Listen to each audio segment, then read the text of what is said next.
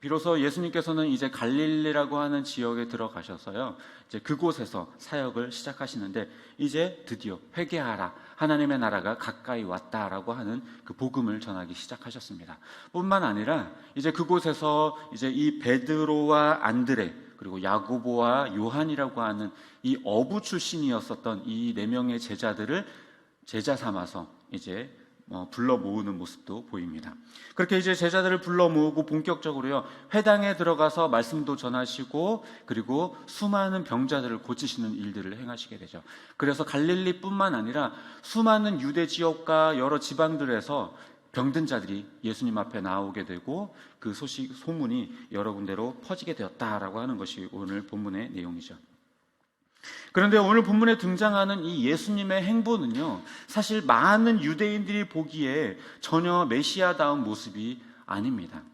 대부분의 유대인이라고 하는 사람들이 생각하기에는요, 이 메시아라고 하는 사람은 분명히 왕으로 온다고 했으니까 아마 왕궁에서 태어날 거야, 혹은 그게 아니더라도 대단한 선지자, 혹은 대단한 가정의 형편 가운데, 그런 집안 배경 가운데서 태어났을 거야 라고 그렇게 생각을 했습니다.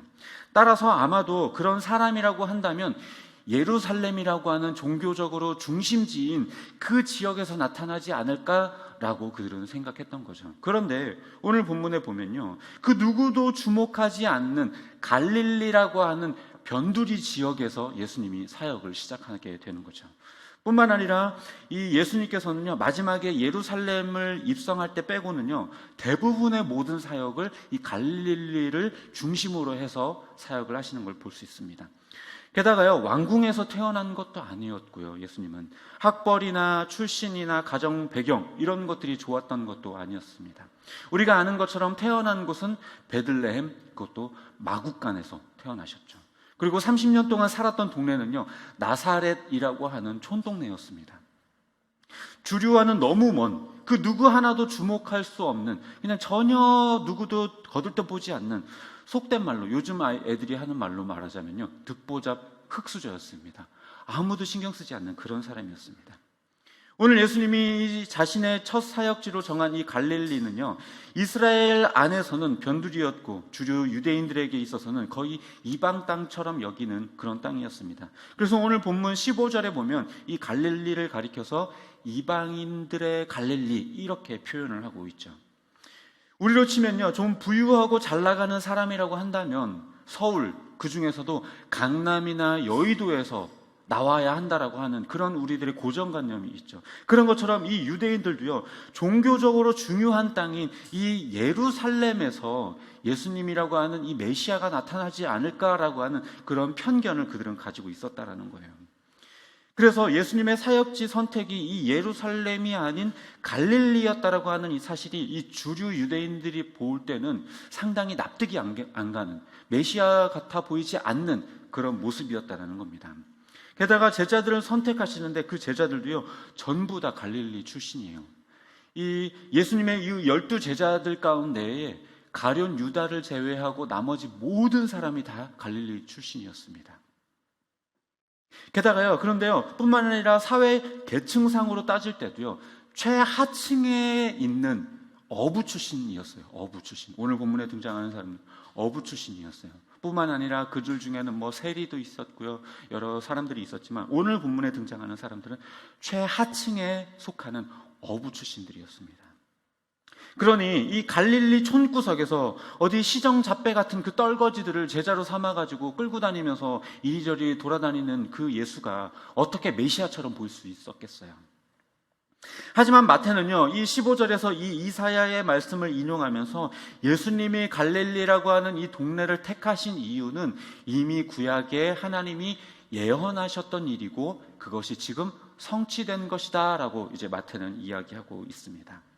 사람들이 생각하는 메시아는 왕궁에서 태어나고 대도시 출신의 집안 배경도 좋고 학벌도 좋을 거라고 생각했지만 하나님께서 구약에 예언하셨던 그 이 메시아의 모습은 이 베들레헴 마국간에서 태어나고 나사렛이라고 하는 촌구석에서 사셨다가 이제 갈릴리라고 하는 곳을 배경으로 삼아서 사역을 하시게 된다라는 것을 이렇게 보여주고 있는 것입니다. 사람들이 이렇게 생각하는 이유는 단순해요. 사람들은요, 언제나 자신보다 우월한 존재라고 한다면 모든 환경이나 여건도 나보다 좋을 거라고 하는 그런 편견을 가지고 있어요. 그래서 유대인의 왕으로 오신다라는 말이 왕궁에서 태어난 그런 세속적인 왕으로 오실 거라고 그들은 착각했던 거죠. 하지만 하나님께서 말씀하셨던 왕으로 오신다라고 하는 말은요, 세속적인 왕의 자리로 온다라고 하는 것이 아니라 진정한 유대인의 영적인 왕으로서 오신다라는 말을 하고 있는 것이죠. 실제로요, 우리들도 한번 돌아보면요, 이런 편견들이 참 많이 있어요. 우리가 조금이라도 괜찮은 아파트에 살면 어떤가요? 이제 LH 주공에 사는 아파트에 사는 사람들을 무시하죠. 그리고 그 아파트에 사는 아이들과 내 자녀가 못 놀게 해요. 쟤네들하고는 놀지 마. 질이 안 좋으니까 쟤네들이랑은 놀지 마. 이렇게 이야기도 하죠. 뿐만 아니라 자기 아파트로 지나다니지 못하게 하고, 그리고 그 주공 아파트 때문에 우리 아파트 값이 떨어질까봐 굉장히 걱정하고 염려하죠. 정치인들도요, 한번 보세요. 선거 때가 되면 서민 흉내 내요. 시장에 가서 막 먹을 것도 하나씩 먹어가면서 막 서민 흉내. 그때 되면 갑자기 후줄근한 티셔츠를 입고 다니기 시작하죠. 하지만 솔직히 길거리 노숙자들이나 쪽방촌 사람들처럼 그렇게 소외되고 연약하고 불쌍한 사람들과 진심으로 어울리지는 않아요. 그냥 보여주기 식으로 잠깐 이야기할 뿐이죠. 이렇게 남과 비교하면서 코딱지만한 한 차이라도 있으면 우위를 점하고 우월감을 갖고 다른 사람들을 깔보고 무시하고자 하는 그런 마음이 있는 게 바로 이 인간의 본성인 것입니다.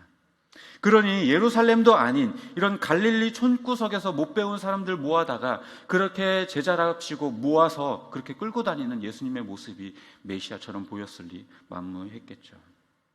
하지만 하나님의 기준은 다릅니다.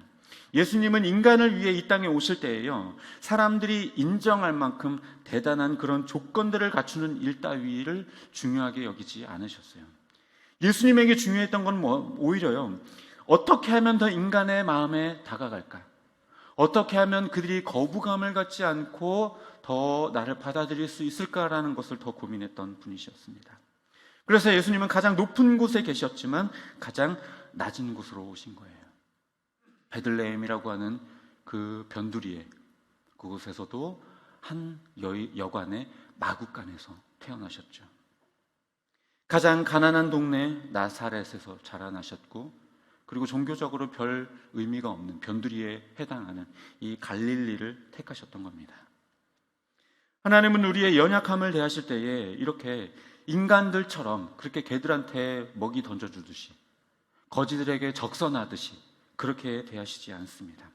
우리에게 사랑을 베푸실 때에도요, 불쌍한 것들 거두어 주기라도 한다는 듯이 그렇게 오만하고 고자세로 그렇게 대하시는 게 아니에요. 가장 친절하고 가장 온유하며 가장 인격적인 방식으로 우리들의 아픔을 돌보시고 싸매시고 그렇게 인격적으로 공감하시는 분이십니다. 또 예수님은요, 밝은 빛으로 이 땅에 오신 분이에요. 빛이 존재하는 이유는 어두운 곳을 밝히기 위해서 오는 것이죠. 그런 것처럼 예수님께서 이 땅에 오신 것은요, 가장 낮은 곳에 있는, 가장 어두운 곳에 머무르고 있는, 고통 가운데 있는 그들을 위해서 오셨던 겁니다. 오늘 본문 16절에서도요, 뭐라고 말하냐면 어둠과 그 그늘진 죽음의 땅에 앉아 있었던 그들에게 오셨다라고 말씀하고 계시죠. 그들에게 소망이 되기 위해서, 그들에게 구원이 되고 그들에게 기쁨이 되기 위해서 예수님은 오셨다라는 거예요. 그분이 갈릴리를 택하신 이유, 예루살렘이 아닌 갈릴리를 택하신 이유, 그분이 베들레헴에서 나신 이유, 그분이 나사렛에서 크신 이유, 이 모든 것들은 그 그늘진 곳에 사는 고통 가운데 있는 연약한 자들을 위해서 오셨기 때문인 것입니다.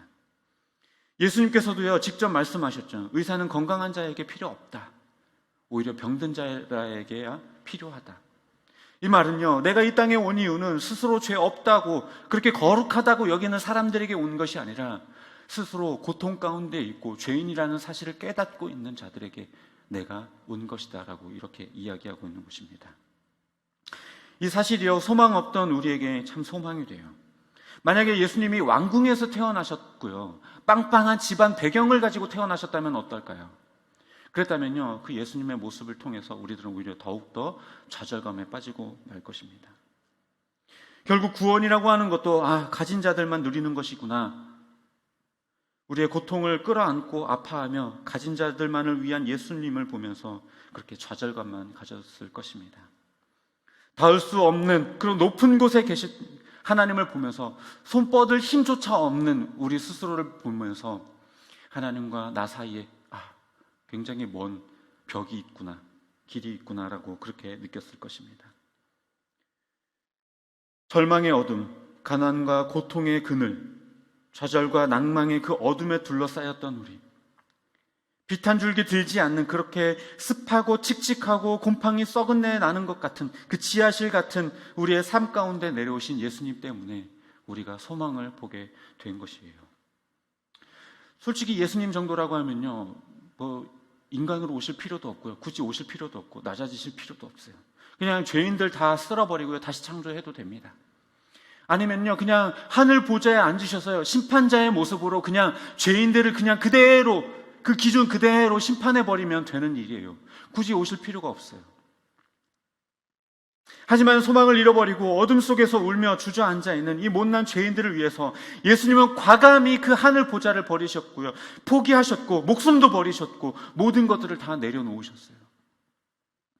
우리의 고통에 형식적인 액션만 취한 게 아니고 진짜로 인간의 몸을 입고 이 땅에 오셔서 우리 곁에서 함께 울어주셨고 우리의 고통을 함께 나누셨던 분이신 것입니다.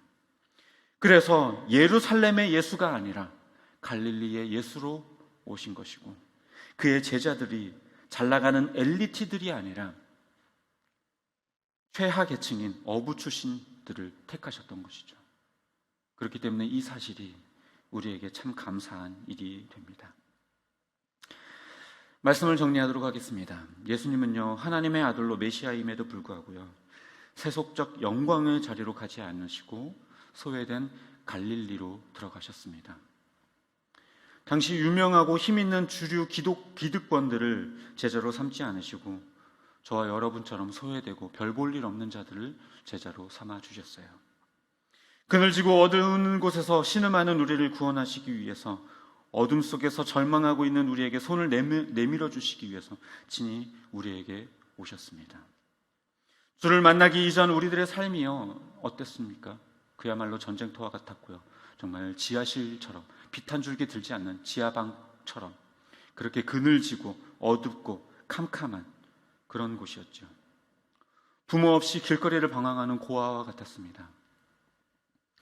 나이는 어린데 부모는 없고 어디 의지할 것 없이 길거리를 방황하는 그런 어린아이를 한번 생각해 보십시오. 그 삶이 어땠을까요? 울타리가 되어줄 것 하나도 없고 홀로 이 무서운 세상을 살아가야만 하는데 얼마나 두렵고 얼마나 불안하고 하루하루가 얼마나 무서웠을까요? 주를 만나기 이전의 모습이 우리가 그렇습니다.